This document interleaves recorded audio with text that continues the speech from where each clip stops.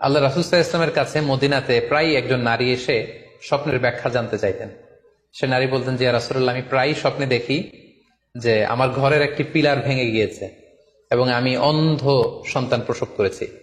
এই নারীর স্বামী ছিল ব্যবসায়ী এবং সারা বছর ব্যবসার কারণে বিভিন্ন জায়গায় তিনি ঘুরে বেড়াতেন এবং যখন ফিরে আসতেন যাওয়ার সময় তিনি স্ত্রীকে প্রেগনেন্ট অবস্থায় রেখে যেতেন, অর্থাৎ গর্ভবতী। আর এই বাচ্চাকে পেটে নিয়ে এই নারী সবসময় এই স্বপ্ন দেখতে থাকতেন।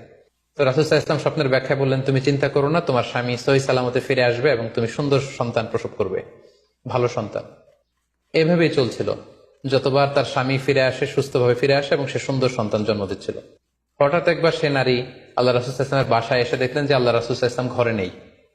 আম্মাজান আয়েশাকে তিনি বললেন যে, আমি সবসময় এরকম স্বপ্ন দেখি।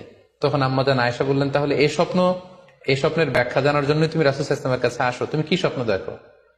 তখন সে নারী আম্মাজান আয়েশার কাছে খুলে বললেন যে, আমি স্বপ্নে দেখি যে আমার ঘরের একটি পিলার ভেঙে গিয়েছে আর আমি একটি অন্ধ সন্তান প্রসব করেছি। একথা শুনে আম্মাজান আয়েশা রাদিয়াল্লাহু তাআলা আনহা অবাক হয়ে গেলেন। তিনি বললেন, তাই নাকি? তোমার স্বপ্ন যদি সত্য হয় তাহলে ঠিকই তোমার স্বামী মারা যাবে এবং তুমি একজন ফাজের পাপাচারী সন্তান প্রসব করবে। ঠিকই দেখা গিয়েছিল, তার পরের বছর তার স্বামী যখন আসলো, জীবিত আসতে পারেনি, তার স্বামী ইন্তেকাল করেছিল এবং এই নারী যে সন্তান প্রসব করেছিল সেটি ছিল একটি পাপাচারী সন্তান। তো এই ঘটনা আল্লাহ রাসূল সাল্লাল্লাহু আলাইহি ওয়াসাল্লাম শুনে আম্মাজান আয়েশাকে বললেন, আয়েশা, তুমি এটা ঠিক করনি।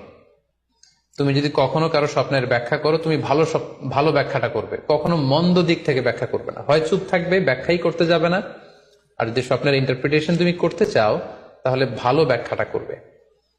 সম্মানিত, শুধু এজন্য যে কারো কাছে আমরা চাইলেই স্বপ্নের কথা জানাতে পারি না, বরং সে যদি আপনার শুভাকাঙ্ক্ষী হয়, সে যদি স্বপ্ন ব্যাখ্যায় পারদর্শী হয়, সে যদি ভালো আলেম হয়, তাহলে তার কাছে আপনি স্বপ্নের ব্যাখ্যা জানতে চাইতে পারেন।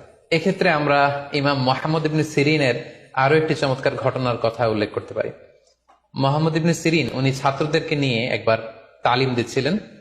এ সময় হঠাৎ এক নারী এসে বললেন যে, আমি স্বপ্নের ব্যাখ্যা জানতে চাই, মুহাম্মদ ইবনে সিরিন কোথায়? ছাত্ররা বলল, উনি একটু বাইরে গিয়েছেন। আপনি স্বপ্নে কি দেখেছেন? মহিলাটি বলল যে, আমি স্বপ্নে দেখেছি আমার ছেলে সাগর থেকে শুধু পানি পান করছে। হঠাৎ সেই মজলিস থেকে এক ছাত্র বলল, তাই নাকি? আপনি যদি এই স্বপ্ন দেখে থাকেন তাহলে আপনার বাচ্চাটা মারা যাবে। ইমাম মুহাম্মদ ইবনে সিরিন পরবর্তীতে যখন আসলেন, এসে ছাত্রদের কাছে যখন জানতে পারলেন, তখন তিনি বললেন যে, তুমি কেন এই স্বপ্নের ব্যাখ্যা করেছো?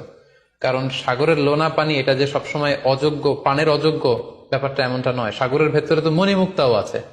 বরং আমি হলে ব্যাখ্যা করতাম যে, তোমার ছেলে সাগর থেকে পানি খাচ্ছে, তোমার ছেলে অনেক বড় আলেম হবে। কিছুদিন পরে আরেক লোক এসে মুহাম্মদ ইবনে সিরিনের কাছে জানতে চাইলেন যে, আমি স্বপ্নে দেখছি যে আমার ছেলে সাগর থেকে শুধু পানি নিয়ে খাচ্ছে। তিনি বললেন, আশা করা যায় তোমার ছেলে অনেক বড় আলেম হবে। ঠিকই দেখা গেল কিছুদিন পরে যেই মহিলাটি স্বপ্নের ব্যাখ্যা জানতে এসেছিলেন, তার ছেলেটি মারা গিয়েছে। আর ওই যেই লোক মুহাম্মদ ইবনে সিরিনের কাছে স্বপ্নের সুন্দর ব্যাখ্যা নিয়ে গেলেন, তার ছেলে ওই সময়ের অনেক বড় আলেম হয়েছিল। এজন্য সম্মানিত শুধু যে কারো কাছে স্বপ্নের ব্যাখ্যা জানতে চাইতে নেই। আর স্বপ্নের ব্যাখ্যা যদি করতে হয়, ভালো ব্যাখ্যা করতে হবে, তা না হলে চুপ থাকতে হবে।